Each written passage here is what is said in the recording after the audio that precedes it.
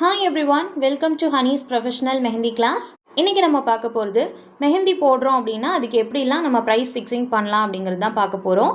So நான் இதில் உங்களுக்கு ஒரு 4 டைப்ஸாக ஸ்ப்ளிட் பண்ணி உங்களுக்கு காமிச்சிருக்கேன்.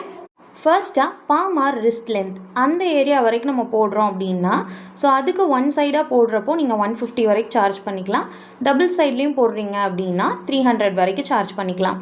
நெக்ஸ்ட்டாக பேங்கிள் லென்த், பேங்கிள் போட்டு நம்ம டைட்டன் பண்ணக்கூடிய ஏரியா வரைக்கும் நீங்கள் போடுறீங்க அப்படின்னா அதுக்கு ஒன் சைடுக்கு நீங்கள் 300ம் டபுள் சைட் போடுறதா இருந்தால் 600 வரைக்கும் நீங்கள் சார்ஜ் பண்ணிக்கலாம்.